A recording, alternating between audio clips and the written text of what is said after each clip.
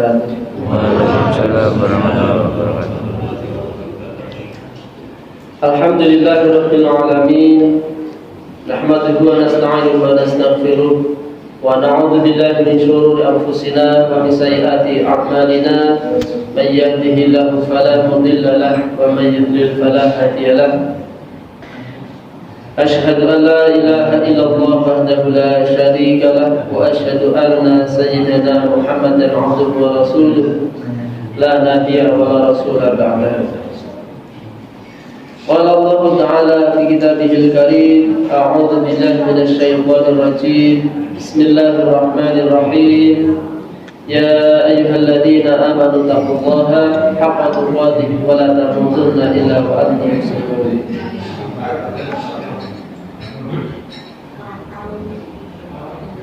Hingga kalau hormati orang sesepuh haji sepuh yang saya hormati ketua takmir masjid, para tokoh agama, tokoh masyarakat, bapak ibu jamaah masjid Baitus Salam yang saya hormati, dan mudah-mudahan semuanya senantiasa mendapatkan rahmat Allah Subhanahu wa Ta'ala. Amin. Mari kita bersama-sama bersyukur kehadirat Allah Subhanahu wa Ta'ala atas limpahan rahmat, nikmat, hidayah, inayah yang Allah berikan pada kita, sehingga pada kesempatan pagi yang berbahagia ini kita bisa melaksanakan sholat subuh dengan berjamaah dalam keadaan sehat walafiat. Suatu kenikmatan yang tidak Allah berikan kepada semua hamba-hambanya, hanya diberikan kepada orang-orang yang dipilih oleh Allah Subhanahu wa Ta'ala, karena sesungguhnya yang sehat, bahkan yang lebih sehat daripada kita banyak, namun belum dipilih sehingga belum mampu untuk melaksanakan sholat subuh dengan berjamaah. Yang lebih kaya banyak, yang lebih mapan banyak, namun ketika tidak dipilih oleh Allah maka belum bisa melaksanakan sholat subuh dengan berjamaah. Alhamdulillah, kita diberikan nikmat yang besar oleh Allah Subhanahu wa Ta'ala, bisa melaksanakan sholat subuh dengan berjamaah, juga bisa mengadakan majelis ilmu yang insya Allah penuh barokah ini. Mudah-mudahan memberikan kemanfaatan untuk kita semuanya, menjadi pemberat amal kebaikan kita di akhirat nanti. Salawat serta salam semoga senantiasa melimpah pada junjungan kita Nabi Agung Muhammad sallallahu alaihi wasallam. Mudah-mudahan kita bisa senantiasa istiqomah untuk mengikuti petunjuk beliau, mendakwahkannya sampai akhir hayat kita nanti, hingga kita nanti layak untuk mendapatkan syafaat beliau, layak untuk minum dari telaga beliau, layak untuk berjumpa dengan beliau di surga Allah Ta'ala. Pada kesempatan pagi hari ini kita masih akan melanjutkan pembahasan kita dari kitab Nashaikhul Ibad. Pagi ini kita mengambil makalah atau melanjutkan sebuah makalah dari sahabat Ali karramallahu wajhahu. Bismillahirrahmanirrahim. Qala Ali radhiyallahu anhu wa karramallahu wajhahu, al-ilmu khairu miratin. Sahabat Ali karramallahu wajhahu, beliau berkata bahwa ilmu adalah sebaik-baik warisan. Ruwiya annahu sallallahu alaihi wasallam qala akrimul ulama'a fa innahum warathatul anbiya'i faman akramahum faqad akramallaha wa rasulahu. Telah diriwayatkan bahwa sesungguhnya Nabi sallallahu alaihi wasallam beliau bersabda, muliakanlah para ulama, karena sesungguhnya mereka adalah pewaris para nabi. Maka barang siapa yang memuliakan para ulama, maka sungguh dia telah memuliakan Allah dan Rasulnya. Para ulama dimuliakan oleh Allah Subhanahu wa Ta'ala karena mereka mewarisi warisan para nabi, yaitu ilmu. Maka dari ini kita mengetahui bahwa sesungguhnya yang dimaksud dengan ilmu di sini ya tentu pertama-tama adalah ilmu agama. Kalau kemudian seseorang itu pandai dalam berbagai bidang, tapi kemudian dia tidak tahu atau bodoh dengan ilmu agama, maka tidak termasuk dalam kategori ini. Juga tidak bisa disebut dirinya sebagai ulama. Maka ketika banyak hadis yang menyatakan fadilah atau keutamaan tentang ilmu, maka yang dimaksud di situ adalah ilmu agama. Dan ilmu agama sendiri juga terbagi dalam berbagai hukum. Ada yang fardu ain, ada yang fardu kifayah, ada yang sunnah, dan ada yang haram juga untuk dipelajari kalau ilmu secara umum. Tapi kalau kemudian ilmu yang dimaksud adalah ilmu agama, maka terbagi menjadi 3 saja: ilmu fardu ain, fardu kifayah, dan sunnah.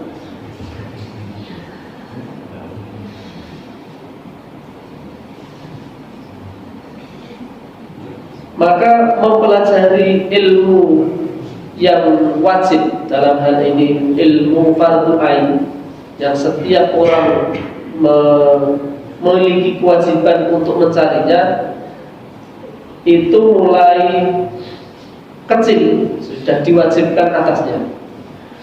Ya, namanya wajib atau fardu ain itu kalau tidak dikerjakan maka dia berdosa. Maka juga di sekolah-sekolah, terutama yang dulu, apalagi kalau ada kepala sekolah, maka non sewu, kalau kemudian mereka menghilangkan pelajaran agama, dalam hal ini termasuk berdosa. Pelajaran agama kok malah dihilangkan? Saya curiga kalau dulu masih banyak. Dalam 1 minggu itu ada beberapa kali, kemudian saya dengar tinggal 1 kali, itu pun diisi dengan ilmu yang bukan fardu ain. Seminggu tinggal 1 kali, hanya 1 jam pelajaran, kemudian bukan membahas tentang fardu ain. Terus mereka akan belajar agama di mana? Maka itu mereka juga terkena dosa. Mengajari bocah malah yang wajib, yang fardu ain tidak diajarkan. Maka ketika anak-anak kemudian nggak bisa sholat, pertama nggak bisa wudu, nggak bisa sholat, kemudian para pengajar juga orang tua tidak memperhatikan anaknya tentang hal itu, maka semuanya berdosa. Orang tuanya berdosa, para pengajar juga berdosa. Di pendidikan TPA juga gitu.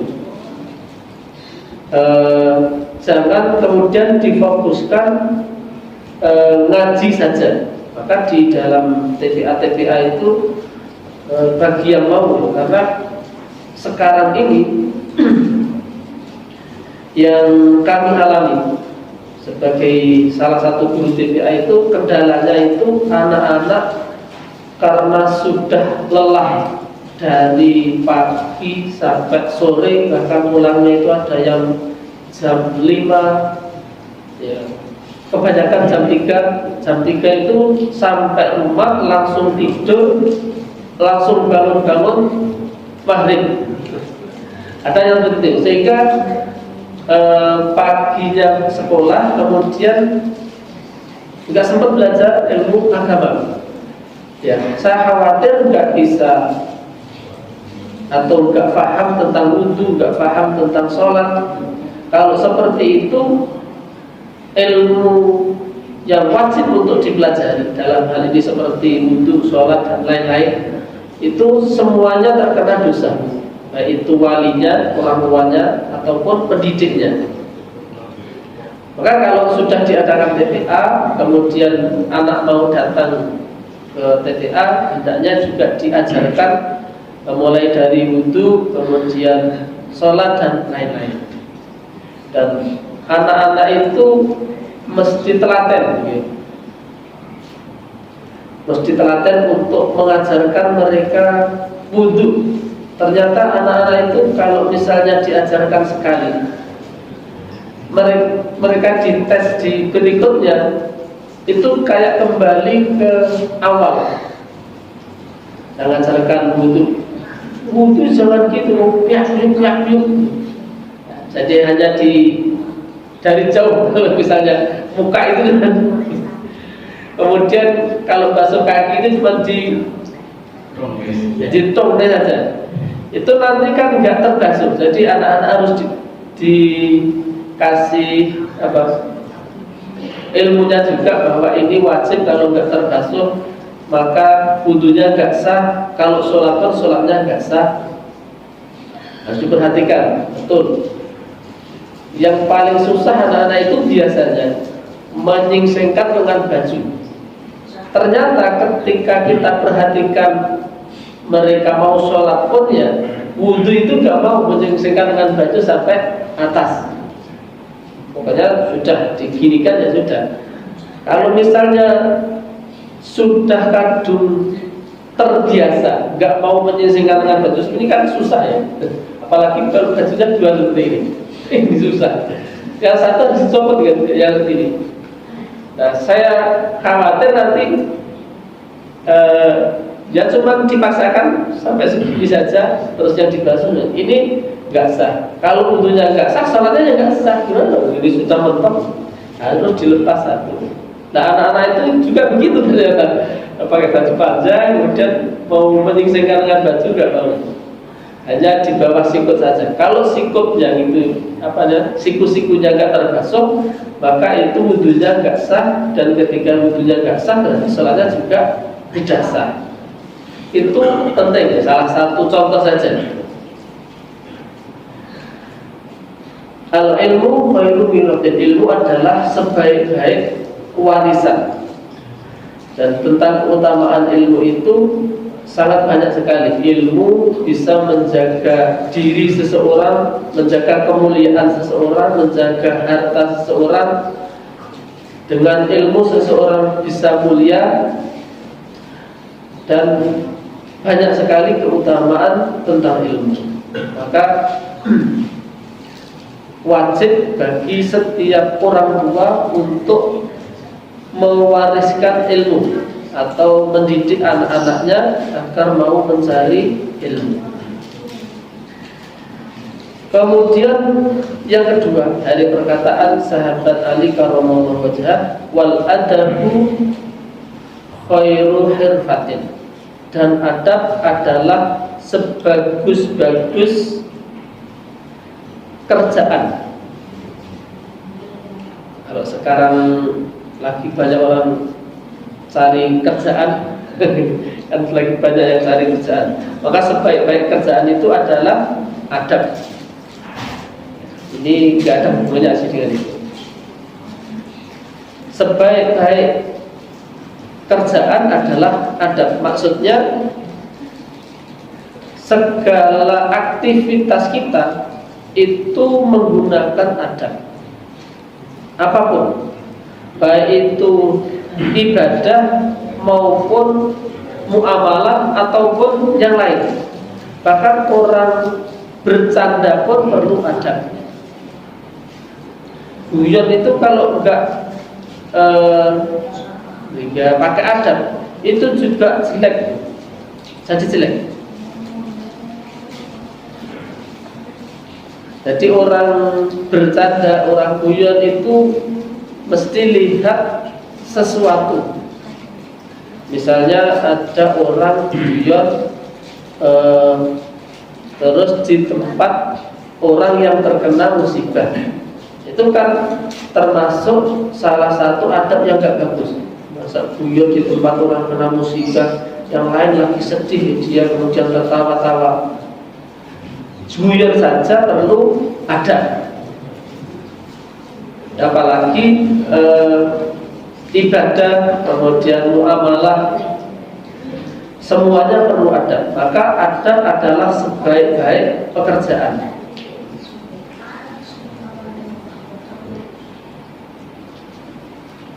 Dan akhlak yang mulia, karena adab dan akhlak ini satu kesatuan yang tidak bisa dipisahkan,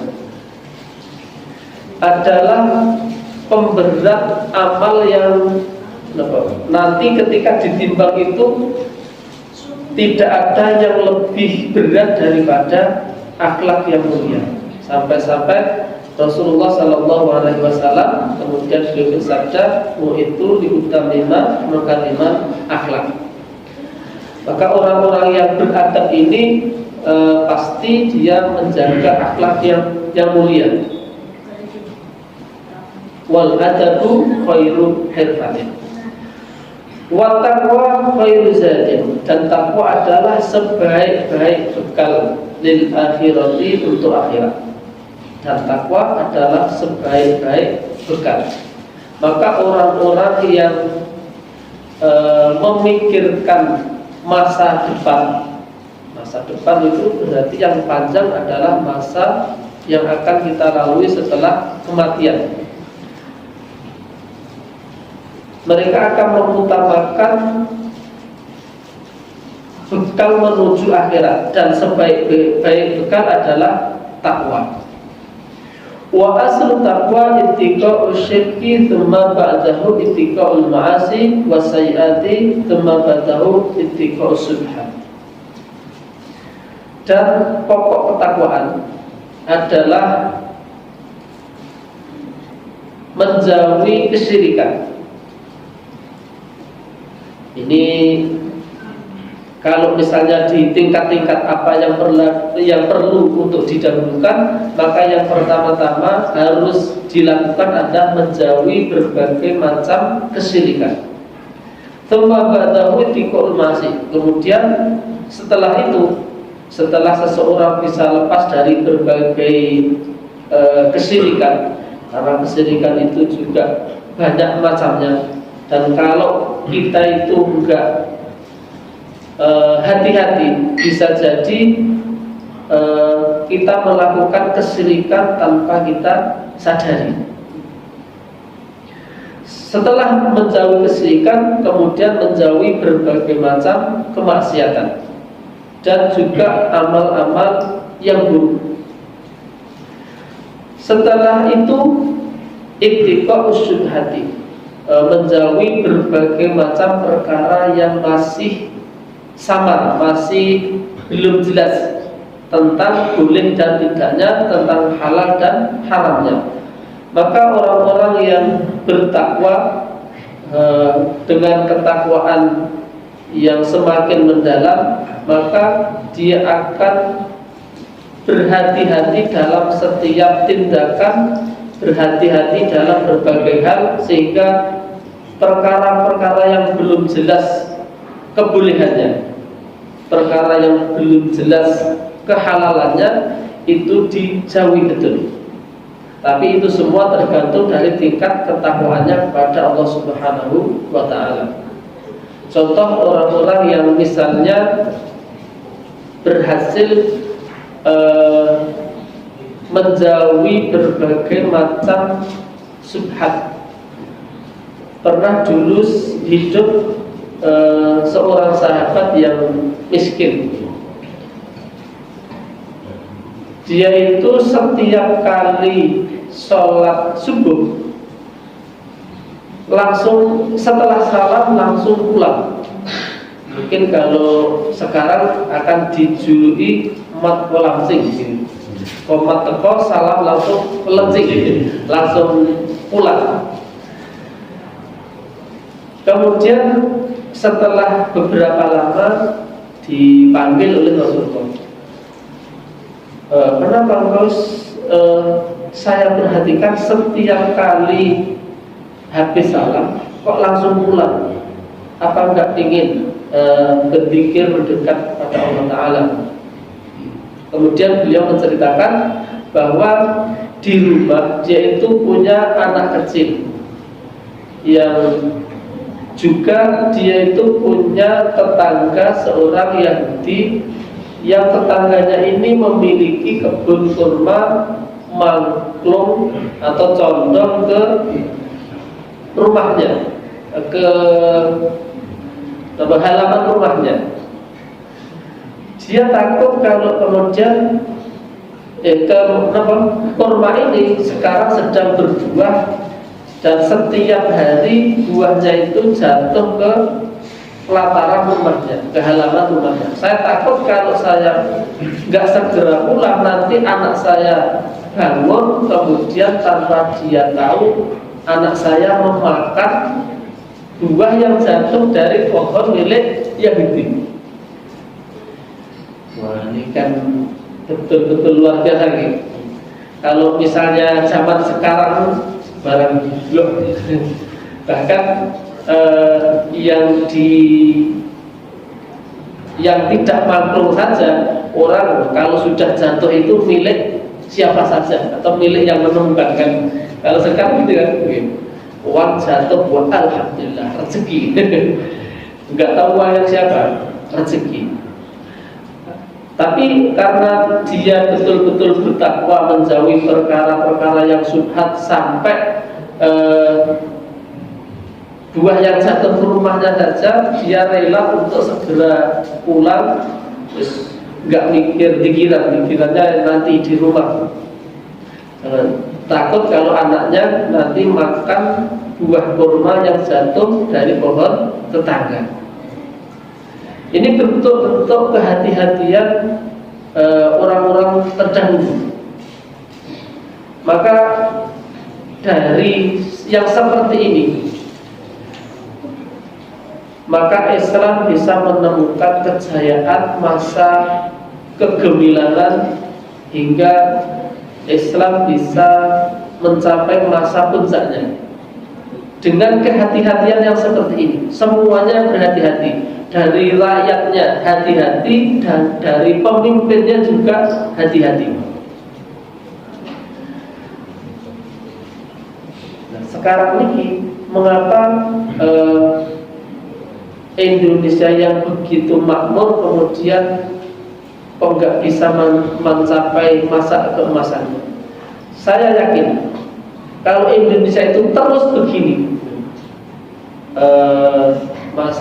maksud saya itu adalah terus-menerus banyak koruptor-koruptor yang bergentayangan di negeri ini. Rencana pemerintah untuk menjadikan Indonesia emas tahun 45 tidak akan pernah sukses. Tidak akan pernah. Mengapa? Karena tidak ada kehati-hatian, baik itu dari rakyat maupun dari pejabatnya. Seberapapun banyaknya sumber daya yang dimiliki oleh Indonesia, kalau pejabatnya, kalau rakyatnya semuanya pada rakus, rakyatnya maupun rakyat baru dikatut-katut nih rakus. Rakyat kedua, mereka itu hanya tidak memiliki kesempatan untuk korupsi saja. Mengapa demikian? Faktanya itu setiap kali ada pemilihan itu yang nggak mau terima uang apa nih kampanye itu. Padahal sekarang semakin banyak.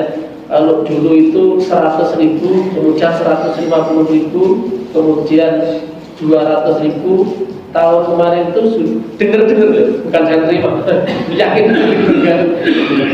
nggak pernah ditawari juga nggak pernah terima. Dengar-dengar sudah 250.000. Wah, bagaimana enggak? Oh, yang kemarin sudah dikasih 100.000. Walau wayah serangan fajar dikasih 250.000. Ya yang 100.000 kampul, ngambang hilang, nggak ada bekasnya. Maka si calon DPR yang itu, wah marahnya. Itu berita-berita yang saya dengar aja. Jadi maksud saya gini, dengan seperti itu berarti rakyat pun rakus. Mengapa? Ya karena mereka menerima sesuatu yang tidak halal baginya. Mulai dulu 5 tahun oleh apa-apa, bantuan berjanji-janji saja. Kalau nggak menerima, kita dapatnya apa? Ya udah, kalau mikirnya begitu, kamu. Jadi selama Indonesia ini nggak berhati-hati, baik dari rakyat maupun pejabatnya, jangan kemudian berharap Indonesia ini akan makmur. Karena seberapapun banyaknya harta, seberapapun banyaknya sumber daya alam yang diberikan oleh Allah Subhanahu wa Ta'ala, kalau kemudian para pejabat-pejabat ini rakus, artinya mereka banyak melakukan korupsi, maka jangan harap Indonesia akan menemui masa keemasannya. Jadi hendaknya para pejabat ini berhati-hati, bertakwa kepada Allah Subhanahu wa Ta'ala. Takwa adalah sebaik-baik bekal untuk akhirat, juga sebaik-baik bekal untuk menuju Indonesia emas. Takwa. Kalau kemudian nggak bertakwa, di sana nanti korupsinya sekian triliun, yang segini sekian triliun, sektor ini sekian triliun, masya Allah. Berapapun banyaknya harta tidak akan pernah cukup. Wa taqwa khairu zadin, wal ibadah khairu bid'ah, dan ibadah adalah sebaik-baik harta dagangan. Itulah itu harga dagangan. Dagangan itu ya yang kita jual. Mengapa ibadah kok dinamakan dagangan? Ya nanti yang itu yang akan kita seperti kita barter. Kalau kemudian dagangan kita itu banyak dan berharga, maka kita juga akan mendapatkan apa yang dijual oleh Allah Subhanahu wa Ta'ala, yaitu surga.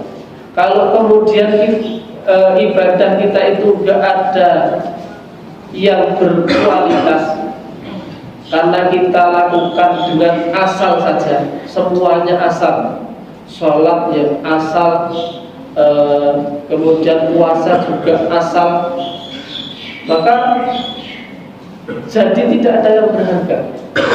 Jadi semuanya mesti dilakukan dengan serius, bukan asal sholat, asal puasa, asal sedekah. Maka kalau kita ingin dagangan kita itu bernilai, maka hendaknya dilakukan dengan sebaik mungkin. Wal ibadah khairu bid'ah, wal amalu sholih khairu qaidin, dan amal soleh adalah sebaik-baik penuntun ilal jannah, yang menuntun ke surga. Di surga itu nanti ada yang mengarahkan ke sana. Nah, amal soleh itu akan menuntun kita, akan memandu kita menuju surganya Allah Ta'ala. Nah, tidak ada yang menuntun kecuali memang amal soleh. Artinya kalau misalnya kita punya relasi, kita punya koneksi, itu nggak berguna kalau kemudian tidak ada amal soleh yang kita kerjakan. Karena sebaik-baik penuntut adalah amal soleh. Wa husnul khuluqi khairu qarinin, dan husnul khuluq, akhlak yang baik adalah sebaik-baik teman atau sebaik-baik sahabat. Qarin itu teman yang senantiasa membersamai kita. Sebaik-baik teman adalah akhlak yang bagus atau akhlak yang terpuji.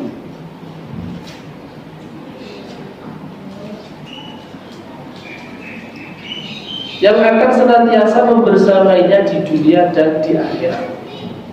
Jadi husnul khuluq, sebaik-baik teman, di mana husnul khuluq ini, akhlak yang baik ini akan senantiasa menemani kita sampai dari dunia sampai di akhirat nanti.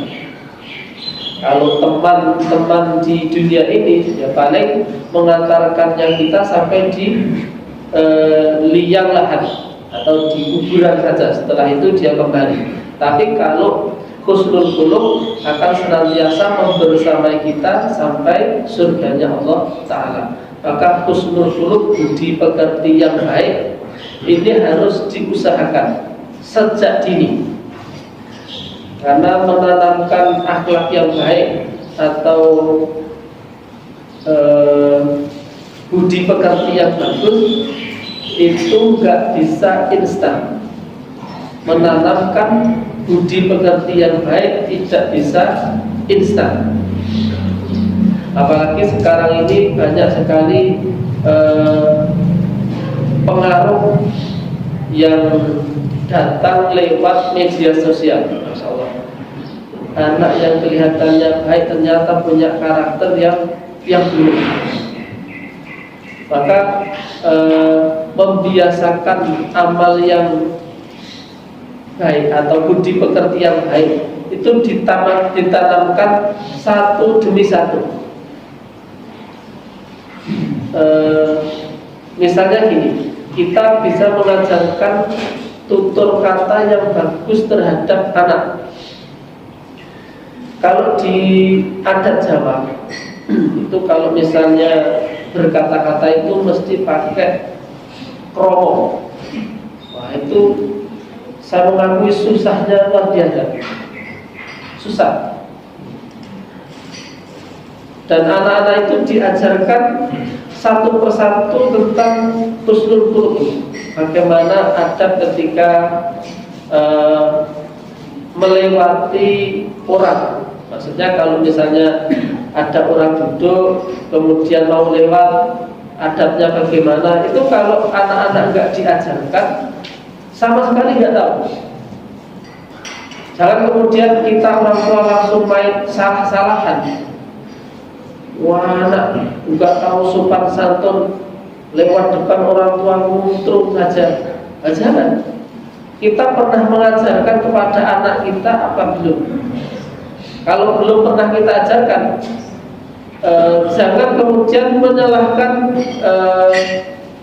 guru-gurunya juga, karena guru-gurunya itu kadang juga nggak sempat mengajarkan itu. Apalagi di sekolah-sekolah itu juga nggak ada istilah yang seperti itu. Mungkin ada, mungkin karena sibuk dengan. Jadi satu persatu kita tanamkan budi pekerti yang baik terhadap anak. Wal hilmu khairu wazirin, dan sikap santun adalah sebaik-baik wazir. Wazir adalah mu'inun fi tadbiril umuri. Itu sebaik-baik perkara yang membantu kita dalam menyelesaikan berbagai urusan. Ternyata sikap santun, lemah lembut, itu akan membantu kita dalam menyelesaikan berbagai macam urusan apa saja.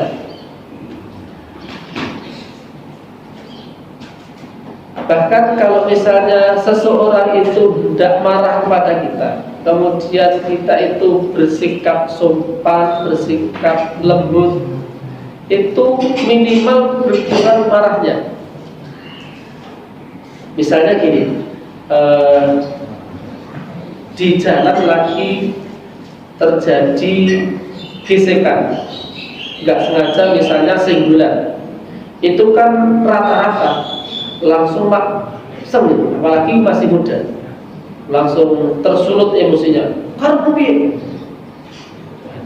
Kalau kemudian kita itu bersikap lembut, nuwun sewu ngasih, niku mboten sengaja, nuwun sewu sangat, dia itu paling gak akan berkurang. Nuwun sewu ngasih. Beda kalau kemudian kamu bisa jadi nanti perkelahian yang terjadi gitu. Tapi kalau kemudian kita latih, kita itu dengan sikap lembut. Saya pernah mengalami juga sampai masuk Surukan, sudah maghrib, hampir maghrib, saya terburu-buru mau belok kanan, tapi ambil kanannya itu terlalu kanan. Yang salah betul saya. Dan dari sana mepet juga agak banter, mungkin sama kasusnya hampir maghrib, cepat-cepat ingin sana. Ketika saya belok, dia nggak punya jalan, otomatis ngerem dada karena kaki kirinya itu nggak ada yang dibuat pegang, akhirnya masuk selokan gitu. Nah, saya langsung nolongin dia, kemudian minta maaf. Nggak digotok-gotokan gitu. Ya, mungkin dia hanya kesel saja, tapi karena saya hadapi dengan santun terus minta maaf, ya sudah ya. Selesai. Tapi kita lihat kasusnya kan, baru kemarin saya dengar di televisi itu, hanya gara-gara suara sepeda motor yang bising, akhirnya jadi perkelahian sampai terbunuh. Ini membuktikan bahwa sikap santun, sikap lemah lembut itu membantu berbagai urusan. Dan apapun, misalnya yang jenengan ditagih hutang, terus dihadapi dengan lembut, nuwun sewu, itu juga mau maksa-maksa itu juga sungkan. Asal nggak selalu begitu. Saiki nuwun sewu ditagih, minggu depan ijik nuwun sewu, balik nuwun sewu, mesti ya lama-lama marah juga. Jangan nuwun ditagih kalau nuwun sewu terus. Tapi kalau misalnya 1-2 kali, saya yakin itu kemudian tetap dikasih keringanan. Tapi kalau kemudian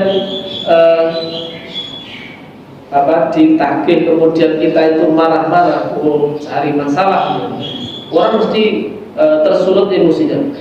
Kalau hutang saja munduk-munduk, kalau kemudian ditagih marah-marah, ya bisa jadi bertengkar, berkelahi. Jadi wal hilmu khairu wazirin, wal qanaah khairu ghaniyin, wal qanaah khairu ghaniyin, dan qanaah adalah sebaik-baik kekayaan. Qala Allah Ta'ala, man 'amila shalihan min dzakarin aw untha wa huwa mu'minun fala yuhyiyannahu hayatan thayyibah. Allah Subhanahu wa Ta'ala berfirman, barang siapa yang beramal soleh dari laki-laki dan perempuan, dan dia itu beriman kepada Allah, maka Allah akan menjadikan kehidupannya dengan kehidupan yang baik. Qala katsirun min ahli tafsir, al-hayatut thayyibah fid dunya al-qanaah. Yang dimaksud hayatan thayyibah di ayat di atas adalah qanaah. Yang dimaksud dengan hayatan thayyibah adalah al-qanaah. Ini dari sini, kalau kemudian barang siapa yang beramal baik dari kalangan laki-laki dan perempuan, maka Allah akan menjadikan kehidupannya itu kehidupan yang baik. Maka ternyata yang dimaksud kehidupan yang baik itu tidak senantiasa kemudian bergelimang dengan harta atau diberikan pangkat dan kedudukan oleh Allah Ta'ala, tapi ternyata Allah berikan kepadanya sifat qanaah. Karena disebutkan oleh sahabat Ali dan qanaah adalah sebaik-baik kekayaan. Karena sesungguhnya kalau qanaah itu orang punya harta sedikit pun sudah merasa cukup. Sementara orang yang rakus itu seberapapun banyak harta yang diberikan kepadanya, meskipun satu kontainer itu tidak akan pernah cukup.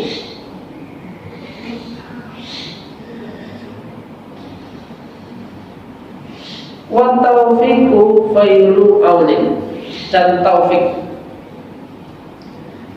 li ta'ah wa fit ta'ah khairu aunin, sebaik-baik penolong. Taufik untuk melakukan ketaatan, taufik senantiasa berada di dalam ketaatan, itu adalah sebaik-baik penolong. Di sini disebutkan taufik li ta'ah wa taufik fit ta'ah. Maksudnya begini, jadi kita bisa melakukan ketaatan kepada Allah Subhanahu wa Ta'ala itu atas pertolongan Allah, dan kita bisa tetap berada di dalam ketaatan kepada Allah itu juga karena pertolongan Allah. Dan pertolongan Allah itu adalah sebaik-baik penolong untuk kita bisa menyelesaikan berbagai urusan kita. Wa taufiq khairu aunin. Kemudian yang terakhir, wal mautu khairu mu'addabin, dan maut, kematian adalah sebaik-baik pendidik. Ay mu'allimun li mahasinil akhlaqi. Maksudnya adalah pengajar yang paling baik untuk bisa memperbaiki akhlak. Maksudnya orang kalau misalnya ingat akan kematian, maka yang tadinya susah untuk dinasihati karena dia sudah ingat akan kematian, maka menjadi mudah untuk dinasihati. Wal mautu khairu mu'addibin, kematian adalah sebaik-baik pendidik. Maka mengingat kematian itu dianjurkan oleh Rasulullah SAW agar kita itu banyak-banyak mengingat kematian, dan itu juga merupakan salah satu ibadah. Jadi mengingat kematian itu salah satu bentuk ibadah pada Allah Ta'ala, dan manfaatnya sangat luar biasa banyak. Orang-orang yang sampai masa tuanya itu belum tergerak hatinya, atau masih malas-malas untuk melakukan sholat, malas untuk beribadah, itu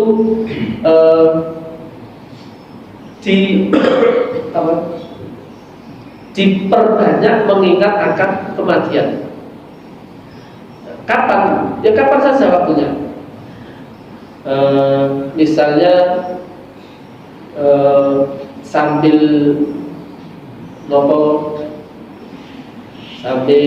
kerja, sambil bisa. Itu kan pernah mengingat mati itu, kalau misalnya lagi sendiri, nggak ada teman, kerja kok sendiri, kemudian mengingat kematian sampai nanti malam itu masih terbayang-bayang. Yang tadinya mau tahajud itu susah, itu jadi tergerak. Dicobi. Dari siang itu sudah sering membayangkan nanti kalau misalnya saya itu sakaratul maut, kira-kira gimana bisa mengucapkan kalimat la ilaha illallah apa tidak, dibayangkan seperti itu. Kemudian kalau nanti sudah di alam kubur, bayangannya seperti apa? Mungkin dicoba kalau kemudian di kamar sendiri, semua lampu dimatikan, kok merasa takut, wah ini masih di kamar.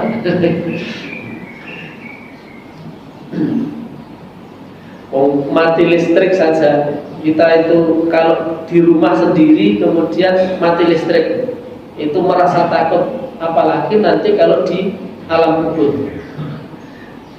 Kalau orang-orang yang diberikan taufik oleh Allah Ta'ala, mati listrik itu bisa jadi langsung gitu, langsung rasanya tekoyo ning alam kubur peteng jipret, bisa langsung ingat kematian. Tapi bagi orang-orang yang tidak diberikan taufik oleh Allah, adanya itu cuma mencela. Nggak tahu siapa yang dicela. Listrik, hampir ujian mati, PLN rak botrok. Nah, itu belum diberikan taufik oleh Allah Subhanahu Wa Taala. Yang mudah baginya adalah mencela dan menyalahkan orang lain. Tapi bagi orang-orang yang diberikan taufik oleh Allah Ta'ala, setiap momen, entah itu dipandang baik atau dipandang buruk, senantiasa bisa mengambil hikmah dari setiap kejadian.